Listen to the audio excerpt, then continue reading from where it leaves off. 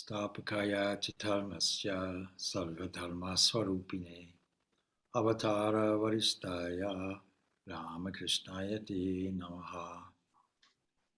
O Sriram Krishna, establisher of the universal religion, embodiment of all religions, to thee, the noblest of divine incarnations, I offer my salutations. So welcome to Sunday evening session. Broadly speaking, on Sri Ramakrishna. This is not a substitute for the series of Gospel of Ramakrishna, and I hope very much that Swami Vimokshananda will be back with us to continue that series. But just to keep the theme going, last week we discussed Sri Ramakrishna as artist. And this week I thought we might pick up the idea of Sri Ramakrishna as a storyteller. The most profound philosophy is to be found in the Vedanta. It is the most ancient of all philosophies in the world. It is so profound and is so applicable in this day and age where we require a universal formula to unite the world. There's one Upanishad, the Mahanarayana Upanishad, that says, Yatra Vishwam Bhavati Eka Nidam, where the whole world becomes a single family, a wonderful ideal. But, of course, the Upanishads require a teacher, very abstract, because they're records of discussions in forests and royal courts. And they're recorded, naturally, as all the scriptures are recorded, by word of mouth. And they're recorded in such a way that they cannot and should not be forgotten. And Sri Vyasa realized, obviously, that some ideas had to be reconciled and things had to be made much easier for the common man. And so, as a result,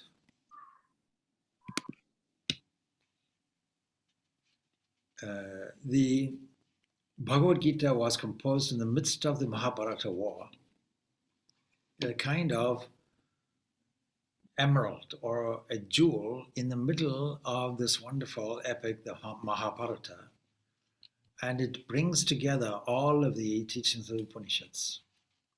It leaves out one aspect of it, namely 3 states of consciousness, and echoes much of what the Katha Upanishad has to say. In fact, after every chapter of the Bhagavad-Gita, it is mentioned that it is an Upanishad and that it's also Yoga Shastri. That is, it is scripture to do with the practical application of principles. In the Gita Dhyanam, we are told that the Upanishads are represented by the calf, or the cow, I should say, that yields milk. Arjuna is the drinker, Krishna is the milker. So these Upanishads are milked and combined beautifully. And yet there are people who say, I can't even understand this Bhagavad-Gita designed for the common man. It was Sri Shankaracharya who popularized the idea of the Bhagavad-Gita by making his commentary on it, and in so doing tried to make it accessible to everybody. But there are people, even today, who say, I can't understand the Bhagavad-Gita. We had some guests here yesterday. We were discussing what Hindu scriptures are. Somebody said quite rightly, Bhagavad-Gita. Wonderful, very good. Then I said, have you ever read or studied this Bhagavad-Gita? Sadly, no, they said. It's very, very difficult.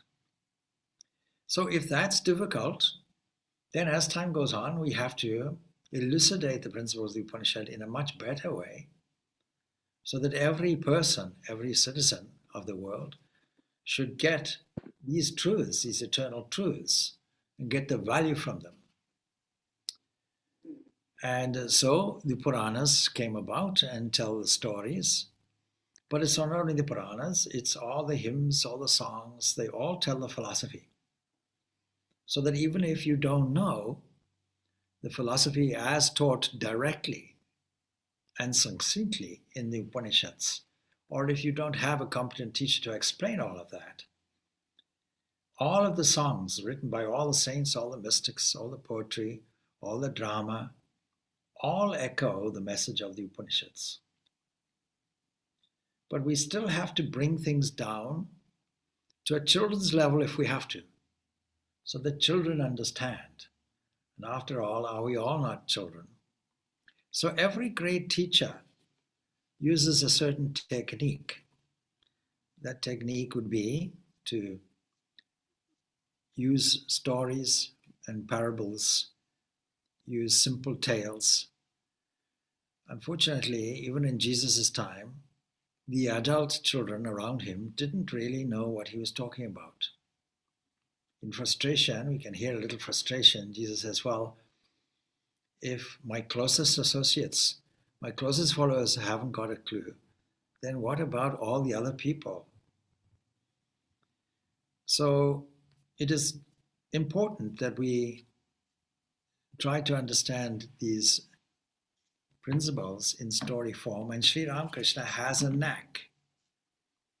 He has a particular skill of telling stories at our level in an interesting way, using common day things, common experiences that were around him.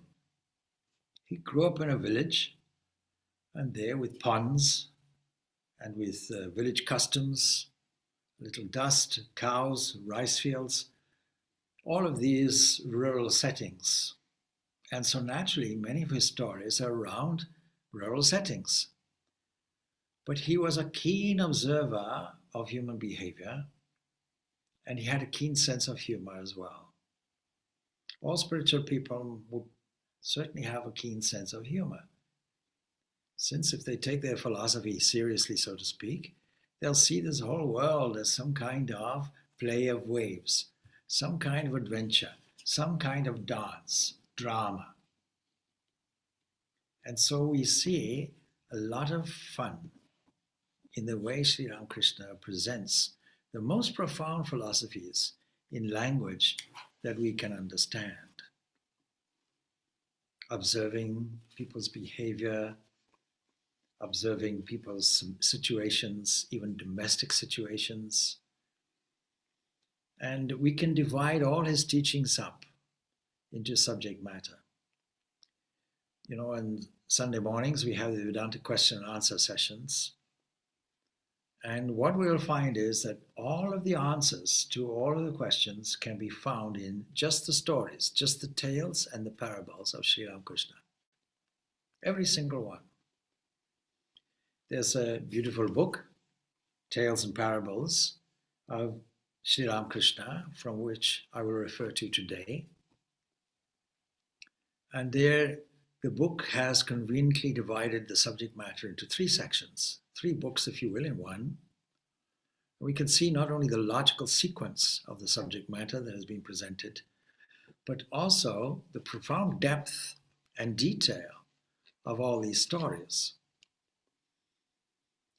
So the first section is to do with the world, and then worldliness, and then the bane of the worldly. In one word, worldly. That is the familiar world around us. This is the world in which we live. Philosophy tells us it's only an apparitional universe. There's no actual universe, but we can't persuade ourselves or others that it is unreal or that it is only apparitional.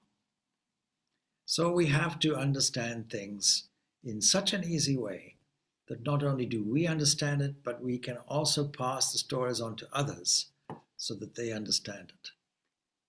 As long as man has been around, he has sat around the campfire and told stories and tales. And many of these ancient tales are to do with explanations. So while Jesus' followers found his own parables quite difficult, quite obtuse, Sri Ramakrishna is very direct. He paints pictures with his words. And then another section he talks about would be these two aspects that he clearly portrays as lust and gold, or lust and greed. What is Maya?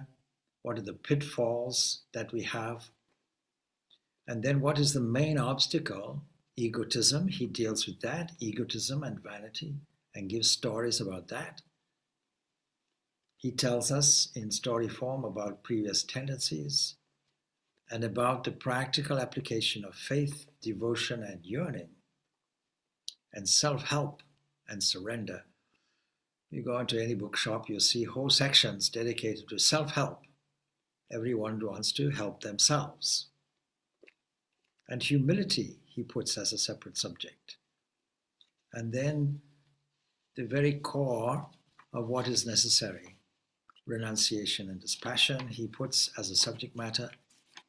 And then in the final section of the book, he then talks about the highest reality as Brahman, man in a divine state, what is a guru, and then gives some imperatives and counsels and some profound truths. So there's a comprehensive wealth of subject matter contained in these basic stories. So I'd like to pick up some of the subject matter. And firstly, we have the subject about the world, the familiar environment in which we live. There's a tale in this forest of the world. It goes like this. Once a man was going through a forest when 3 robbers fell upon him and robbed him of all his possessions. One of the robbers said, "What's the use of keeping this man alive?" So saying, he was about to kill him with his sword, when the second robber interrupted him, saying, "Oh no, what is the use of killing him? Tie him hand and foot and leave him here." The robbers bound his hands and feet and went away, and after a while the third robber returned and said to the man, "Ah, I'm sorry, are you hurt? I will release you from your bonds." After setting the man free, the thief said, "Come with me, I will take you to the public highway." After a long time they reached the road. At this the man said, "Sir, you have been very good to me. Come with me to my house." "Oh no," robber replied. "I can't go there. The police will know it." So, a very simple story. And if you leave it there, you'll hardly have any idea what the story means. So in this case, Sri Ramakrishna has to explain. Now we can guess, if we study philosophy, at the meaning of the stories, but the meaning also is very subtle. It's not subject to academic study. And so Sri Ramakrishna goes on. This world itself is the forest. Why would he say this is the forest? It seems quite plain to us. We live in houses with 4 walls. Our routine is understood and known.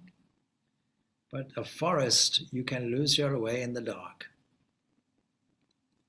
In a forest, every tree looks the same. When I first came to Ireland, the first day I was here, the person who was hosting me for a workshop in a brand new house in a housing estate said, "Look, let me drop you off so you can enjoy the park. And then I'm sure you can find your way back to the house."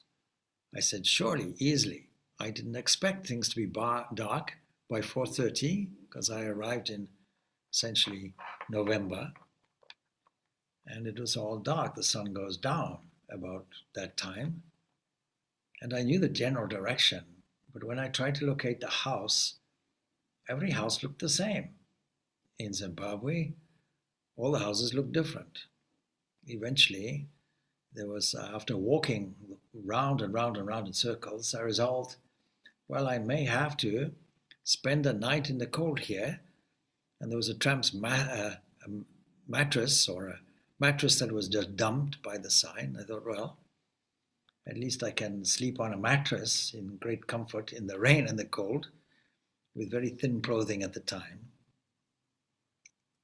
And then somebody who was doing some earthworks around came alongside me with something like a forklift or some piece of machinery. And he said in the Irish way, "Can I help you there?" I didn't understand the way of speaking at the time. And he says, "Are you all right there?" means, "Can I help you?" And I said, "Well, I don't know." I said, "I'm a bit lost." He said, "I've seen you wandering around here for an hour and a half, walking up and down, up and down." And then he said, "Can you describe the house?" I said, "Yes. It's like that one, and that one, and that one, and that one. Every house looks the same, exactly the same." So that's the same in a forest. In a forest, it could be that every tree looks the same. It could be that every path looks the same.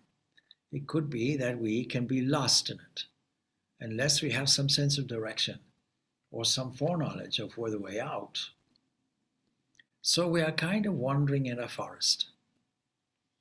Things are not quite clear.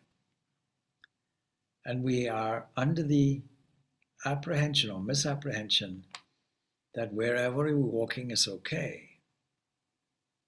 But the three robbers prowling here, these are the binding forces. That's why they tie the person up, the traveler, the pilgrim.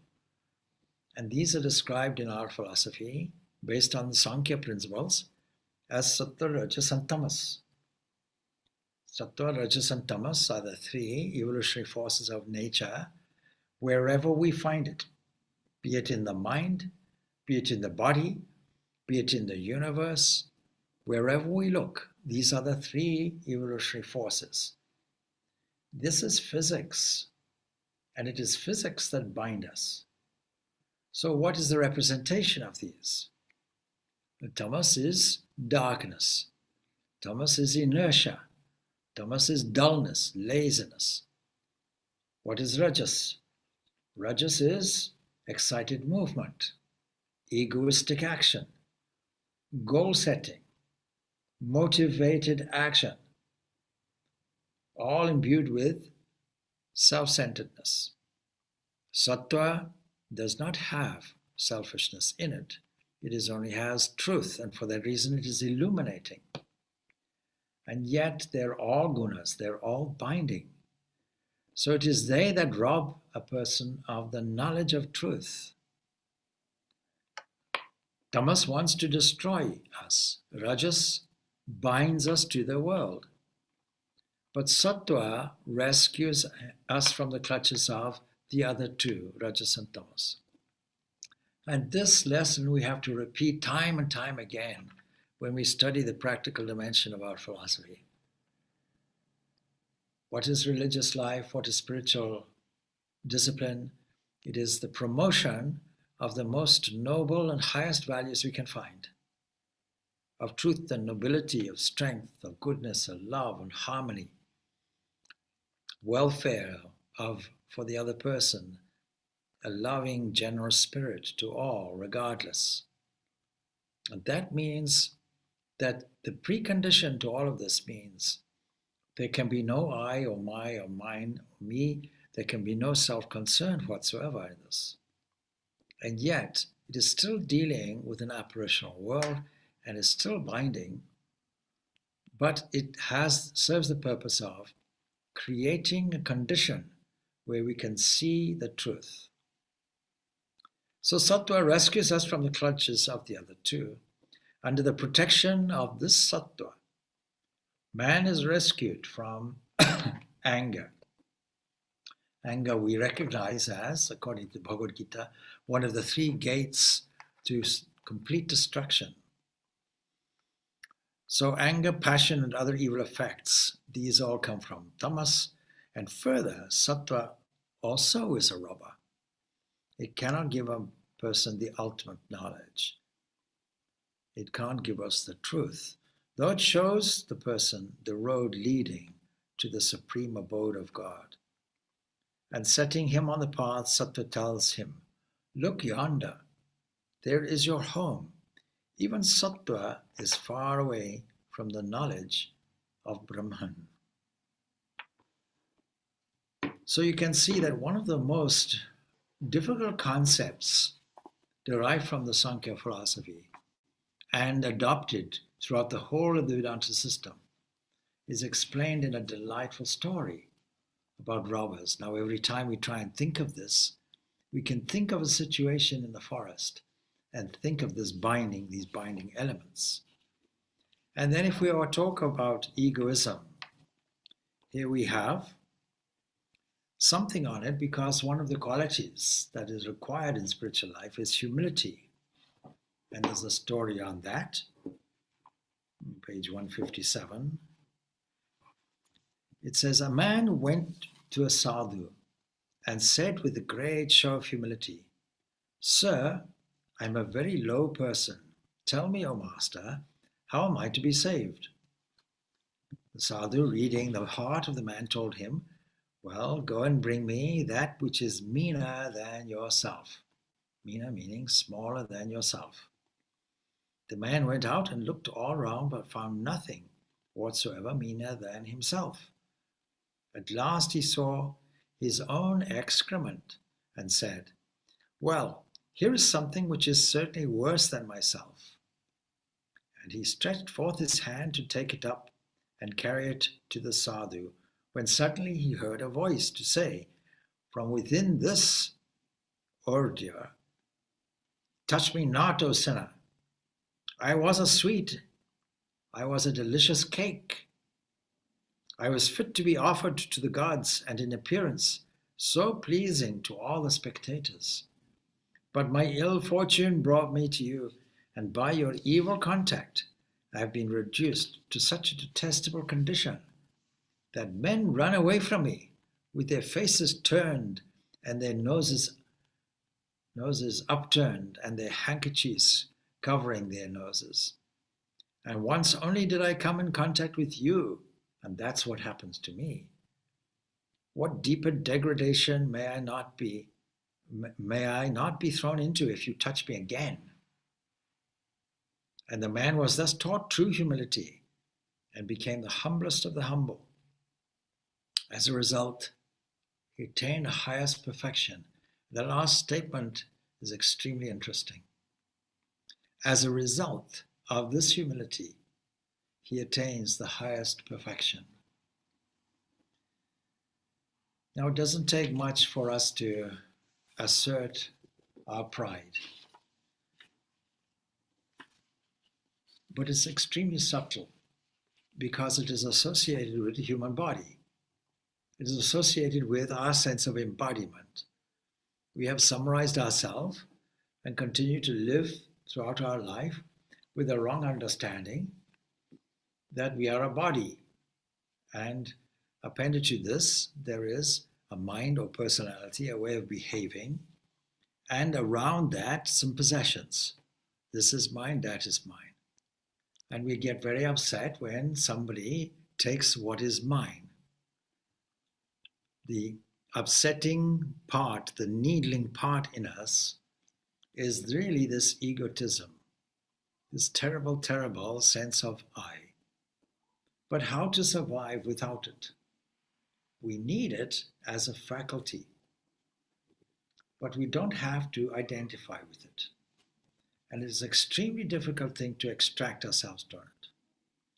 You know, we do this Enneagram in Essence of Truth. It's entirely to do with identifying what is your particular variety of ego, what is your exact personality that acts as a tremendous blockage. And what do we find? It is the one we are most proud of.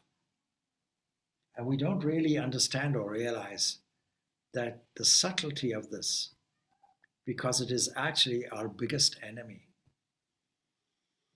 And then when we find something that is lower than ourselves, well, if we are to attach ourselves to the body, we have great pride in our appearance. If we're not happy with our appearance, we take many, many measures to look well in the eyes of others through the way we dress, or the way we speak, or our various ways of supplementing our appearance. But if somebody criticizes the body and tells us we are a little fat, or tells us we are not looking very healthy, or tells us that we have aged, or any of these factors, it's enough to destroy us completely. This is how entrenched this self-image is. And so humility has to be attained and cultivated. How to cultivate humility? Ramakrishna gives us this example. Find something that you feel is lower than yourself. Well, you see, the human body is not such a great thing. In a sense, of course, it is a wonderfully designed instrument. I once read an article many years ago in Reader's Digest about, it was a whole book on health. The wonder of the human body is not in its disease, but in its health, and how all the mechanisms work. That one teardrop is very powerful as a germ killer, even diluted in a 20-liter bucket of water. That there are cilia, so that if we get foreign material and swallow it, then we have this cilia that allows us to cough that up and reject it. A kind of filtration system. And we have extremely good lungs. If they're irritated, that can all get coughed up, and we have this wonderful substance of mucus to assist in that. And anything gets further, then hydrochloric acid is sitting in the stomach. And if anything gets further still, then the bloodstream is fully packed with antibodies that indicate the area of difficulty. We can test it out. A small cut on your hand, and within, not very long at all, the blood congeals and healing has started to commence. Even the fact of pain is an alarm system in the body saying, come on, please bring all your forces and heal this particular area. And we ignore the fact that Shankaracharya highlights. He highlights in his Viveka Chudamani the glory of the body comprised of these different things. Mucus is one of them. Phlegm, he calls it. Okay, phlegm.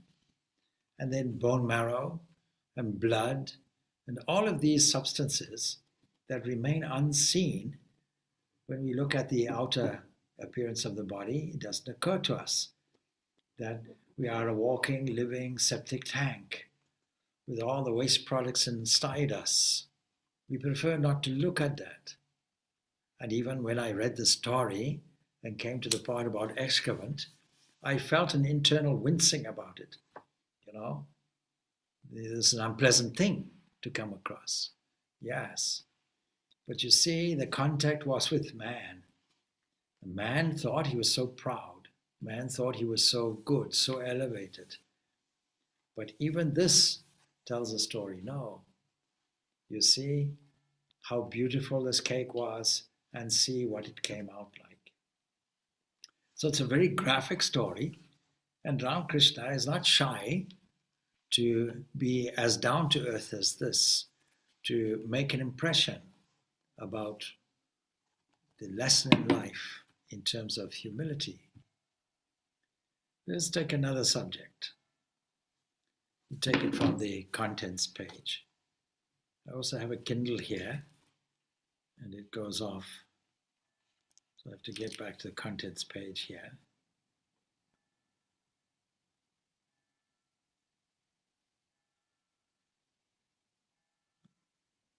Beginning. Right. So there's another section. Devotion. Sri Ramakrishna highlights the path of devotion as the easy path. And so 132 tells us a tale about a tiger. We'll read from that.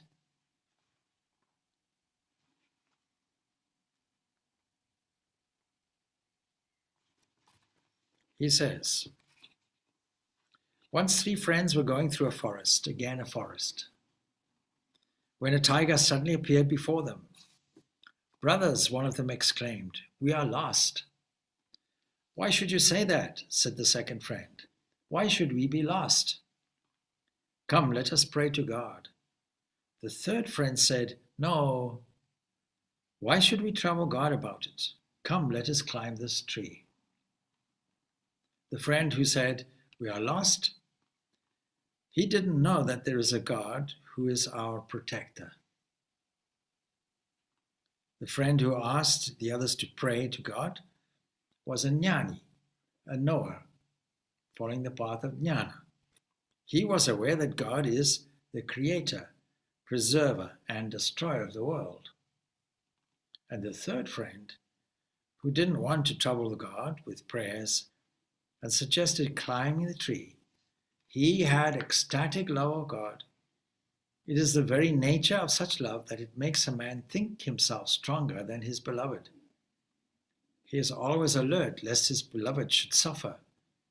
The one desire of his is to keep his beloved from even being pricked in the foot by a thorn.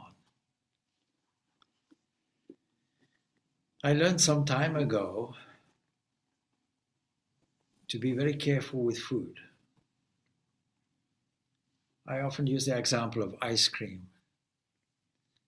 Now, if you really look at this substance very carefully, made from milk, made from sugar, made from fat, all combined together, and no doubt it's a delicious thing to eat, but it's extremely cold. And when you can never mind about the ingredients, but the ingredients and the temperature themselves combined are fed into the human body, whose average temperature is 38 and odd degrees Celsius. And every time we put something cold in, the poor body has to restore the temperature. It burns up extra energy. Never mind about the content. Science tells us that if we combine sugars and fats together, then not only does it create, if we do it habitually anyway, obesity, but it also creates addiction. And it's one of the reasons why fast foods is so addictive and also liable to put weight on. Put that aside. What should we feed into the digestive system, knowing that the Lord of the universe digests all our food? The Lord of the universe sitting there as Vaishvanara, the digestive fire, he himself is doing it. What other loving entity will do that? No matter what we put in, whether it's good or bad, digest it nicely for us, even at night, 24 hours of the day without a holiday, no demanding of any increase in wages or wages at all, never going on holiday, doing it day after day, second after second, in our system, lifetime after lifetime, doing this for us without any recourse to a thanks. And so I often think when somebody feeds food which is indigestible into the system, how the poor Lord has to digest it. And when I think of this story, of course it's a common story, those who know these stories well will recognize the story straight away, that even in the matter of eating, perhaps we should have a devotional attitude. After all, the common tradition for us is, before a meal, we quote from the Bhagavad-Gita. We tell ourselves that Brahman is the very offering, that Brahman is the ingredients, the ghee in it, that Brahman is the sacrificial fire, that Brahman is in the hand that offers it, and that if you see this Brahman in all beings, you go on to Brahman. Now, very often people recite the prayer at breakneck speed, no doubt they're hungry, and then after just rattling off this prayer, they then go and, eat carelessly, and I have never seen the point in that. So Why don't we follow this example of the story and be extremely careful? For isn't it better to be a devotee? Let's look at the other options. So one option is saying that we are lost. One has given up. Overwhelmed before the world in front and said, that's it, we have finished. Lack of faith. And then the next one says, no, let us pray. It means also a negative attitude. It also is lack of faith. It also is thinking that God is sitting there not noticing this and doesn't know our thoughts, our intentions, and our feelings. But the other one finds a way out. So there's a little bit more to this story than meets the eye, and says, let us climb up a tree, because in doing that, you don't have to confront the tiger, you don't have to run away from the tiger, you don't have to stand mesmerized by it. There is a way out. And after all, why should we bother God about it? So this is a wonderful example of pure devotion. Another story with regards to this. Single-minded devotion to one ideal. Once the Pandava brothers performed the Rajasuya sacrifice. All the kings placed Yudhishthira on the royal throne and bowed low before him in homage. But Vibhishana, the king of Sri Lanka, said, I bow down to Narayana and none else. And at these words, the Lord Krishna bowed down to Yudhishthira. Only then did Vibhishana prostrate himself, crowned in awe before him. Such is unswerving and single-minded devotion to one ideal. We shouldn't try and mix our religions or convert or change, no necessity for that. Or say, today I fancy this form, tomorrow I fancy that. There's one ideal that is psychologically suitable for you and is emotionally attractive to you, emotionally suited to you. Let's talk about faith, another quality.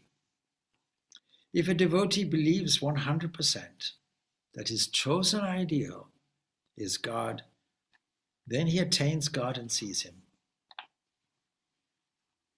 People of bygone generations had tremendous faith.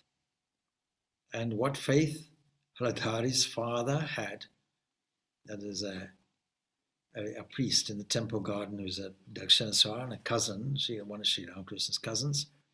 He says, once he was on the way to his daughter's house when he noticed some beautiful flowers and bell leaves. He gathered them for the worship of the family deity and walked back 5 or 6 miles to his own house. Once a theatrical troupe in the village was enacting the life of Rama. And when Kaikeyi asked Rama to go into exile in the forest, Haladhari's father, who had been watching the performance, sprang up. He went to the actor who played Kaikeyi, crying out, "You wretch," and was about to burn the actor's face with a torch. Now he was a very pious man, and after finishing his ablutions, he would stand in the water and meditate on the deity, reciting the invocation, "I meditate on thee," of red hue and 4 faces, while tears streamed down his cheeks. There's a great power in faith, and Ramakrishna tells us further about it. You must have heard about the tremendous power of faith. It is said in the Purana that Rama, who was God himself, the embodiment of absolute Brahman, had to build a bridge to cross the sea to Sri Lanka. But Hanuman, trusting in Rama's name, cleared the sea in one jump and reached the other side. He had no need of a bridge. One interesting thing, of course, about Hanuman was in a monkey form. Now, we're often told the story of the monkey mind. Hinduism and Buddhism have this one story. that illustrates that the mind is restless by its own nature, just like a monkey. And then the story goes that not only is the monkey restless by its own nature, but additionally, it drinks the wine of desire. And in addition to that, it gets stung by a scorpion and also gets possessed by a ghost. You can imagine the condition of this monkey. But here's Hanuman. Anjaneya comes in the form of a monkey and is the embodiment of strength. And that means that when we make the mind strong through concentration, in this case on Lord Ram, then we can do anything. We can leap over an ocean. Hanuman had the capacity to be small and subtle and then expansive, covering the entire world. And so it is with regards to the mind that the story relates, and faith in that. There's a story about imperatives. This is found on page 231 of the same book, a book I recommend, by the way. So let us read about an imperative that is called go forward. And I'm sure you're all familiar with many of these stories, including this one. But once a woodcutter went into a forest to chop wood. So far, we have had 3 stories involving forests. We have to take it seriously. There suddenly he met a brahmachari, that is somebody dedicated to self-control and continence. And the holy man said to him, "My good man, go forward." On returning home, the woodcutter asked himself, "Why did the brahmachari tell me to go forward?"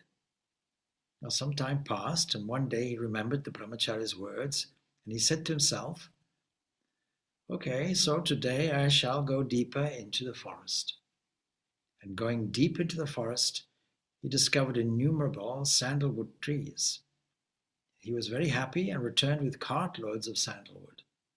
He sold them in the market and became very rich. So a few days later, he again remembered the words of the holy man to go forward. And so he went deeper into the forest and discovered a silver mine near a river. And this was even beyond his wildest dreams. So he dug out the silver from the mine and sold it in the market. And he got so much money that he didn't even know how much he had. And then a few days more passed. One day he thought, the brahmachari didn't ask me to stop. Not stop at the silver mine. He told me to go further or forward. And so this time he went to the other side of the river and found a gold mine. And then he exclaimed, just see, this is why he asked me to go forward. Again, a few days afterwards, he went still deeper into the forest. 2 concepts are here, by the way, forward and deeper, and both really mean the same. And found heaps of diamonds and other precious gems. He took these also and became as rich as the god of wealth himself. So the explanation, whatever you do, you will find better and better things if only you go forward. Now, I would say this is in every respect. When I meet a young student and I ask them about their studies, whatever they say, I encourage them to study more, to get another degree, or to exploit their full potential much more, to manifest this from within. Because the possibilities are endless. So that's on, say, the academic side or the mental side. But what about on the maturity side? We should also go deeper. We should not take people at face value. We should realize that inside everybody is this very gold mine, this very diamond mine. Is something precious when you uncover it. And that means whatever words are coming out from the person's mouth belie the fact that deep inside is a profound treasure. It's the same treasure within us. And then, of course, within us itself, self-exploration, when we go from the external world of confusion, often called a forest, and go deep within our physical understanding, and go deep within our energetic understanding, our mental understanding, our discriminative faculty understanding, our blissful understanding, then we come across that which is the highest and most profound treasure of all. But we have to go deep, and we have to go forward. We have to be persistent, and our persistence pays off. Persistence requires faith. It requires a level of excitement and interest also. You may feel a little ecstasy as a result of japa, says Ramakrishna. But don't conclude from that you have achieved everything in spiritual life. Work is by no means the goal of life. Go forward, and then you will be able to perform unselfish work. It's not the end of it. That is why when Naran, Swami Vivekananda, as he became, asked for the highest level of samadhi from Sriram Krishna. In Ramakrishna's parabolic language, he said, it's comparable to the salt doll disappearing in the ocean. I thought better of you. I thought that you would be like a big banyan tree. I thought you would change the world. Those kinds of concepts he conveyed. Working for the welfare of all beings. That's the final culmination of things. Then he's talking about so many different subjects. Let us take, for example, one story that comes also under imperatives, what we should do. And we shouldn't measure spiritual values by secular standards. Page 242. Once a sage was lying by the roadside, deeply immersed in samadhi.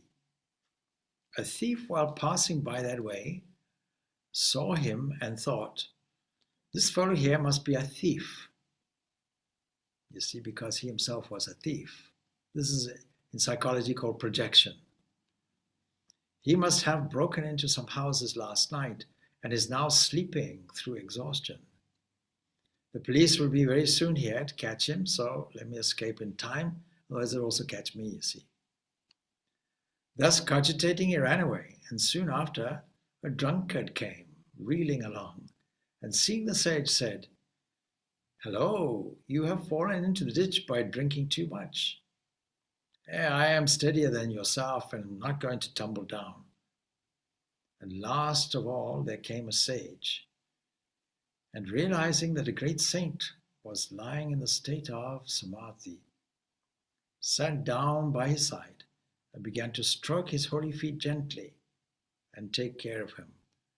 Thus our worldly tendencies prevail or prevent us from recognizing true holiness and piety. Now we tend to judge others on the basis of this projection. Projection means a tendency in myself irritates me when I see it in others. It's one of the profound psychological realizations that says, why do I get irritated or agitated or negative when I see something I don't like? It's because it's in me. And so that therein lies the difficulty. And so we judge every being and every individual by the standard that we mete out for ourselves. We know what our tendencies are and our self-made standards are. And you see all of these tendencies, the thief, the drunkard, drunkenness, the wine of desire.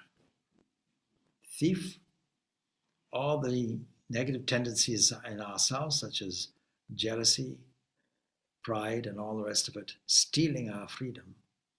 And finally, that holy man who understood, I see all the symptoms of holiness, because the others didn't notice his face shining. They didn't notice his blissful appearance. And two extremes look the same. A person sits in sleep. It has in a deep sleep, all the qualities of peacefulness, blissfulness, but the person still comes out as a fool. Whereas a holy person, that doesn't happen. That is a perpetual state of ecstatic well-being and bliss. It is quite astonishing to see the range of subjects just from stories. Brahman is a very difficult subject to understand. 184, page 184, deals with the subject, among other stories.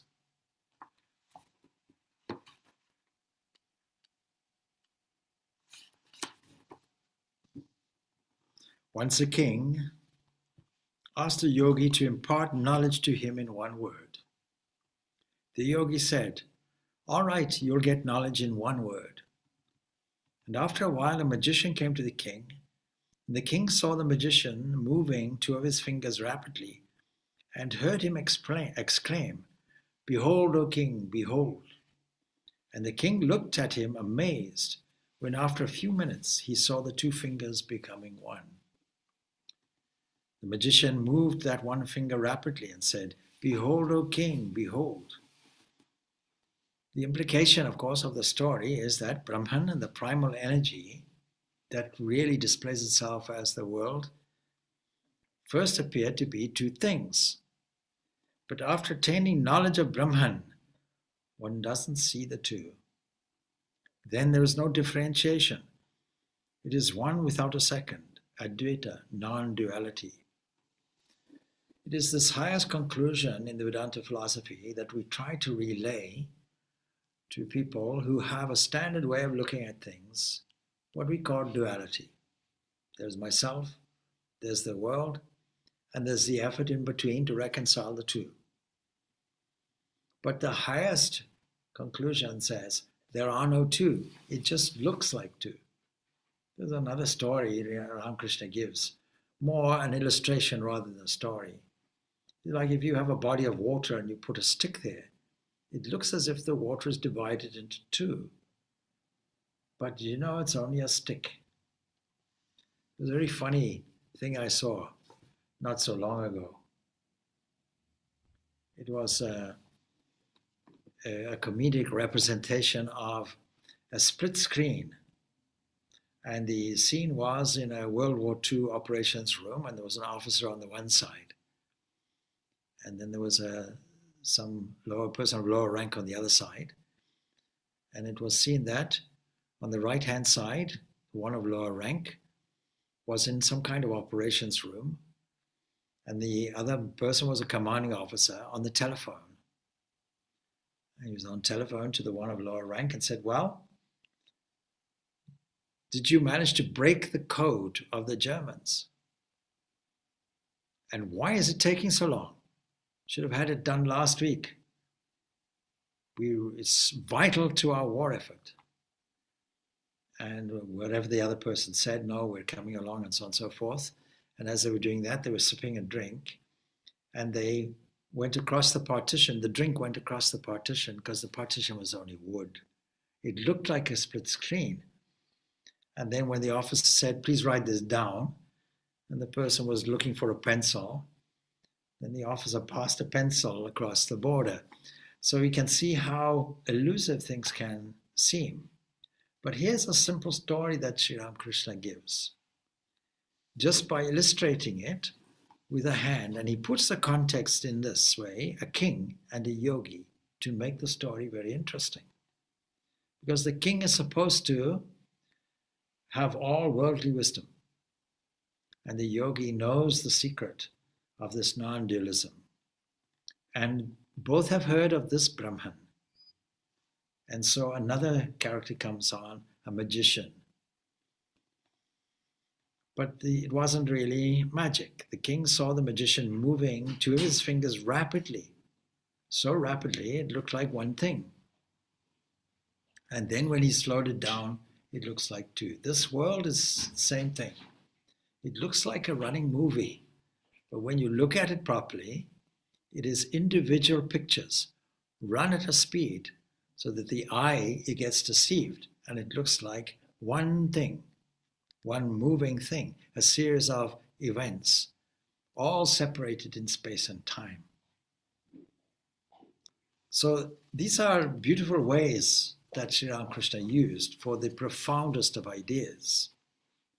Another he tells of an ant. Men often think they have understood Brahman fully. Once an ant went to a sugar hill. One grain filled his stomach, and taking another grain in its mouth, it started homeward. On its way it thought, next time I shall carry home the whole hill. That is the way shallow minds think. They don't know that Brahman is beyond words and thought. Let me try and understand the highest in my small way. And look at the illustration. Nothing is smaller than an ant. Well, of course, there are things smaller than an ant, but to our vision, we think an ant is very small, very insignificant. We'll squash it with a foot, maybe, if we're careless. So, however great a man may be, how much can he know of Brahman? Shukadeva and sages like him may have been big ants, but even they, at the utmost, could carry 8 or 10 grams of sugar, but not the whole hill. You see, we can't really see the totality of things when we think we've grasped it. But you see, if you taste one morsel of sugar, you've really tasted the whole hill, isn't it? If you take one grain, if you want to sample the ocean, you can't drain the whole ocean and measure every molecule of water. It doesn't work that way. And water is water. The substance of water, 1 part hydrogen, 2 part oxygen, is the same. It doesn't matter if it's flowing over Niagara Falls, or whether it's in the Zambezi River, or whether it's coming out of your tap. It's the same thing. Water is water. And the ancient sages knew this. They knew that to understand the whole of the universe, the whole totality, they didn't have to travel to the furthest corners of space or squeeze into a Hadron Collider.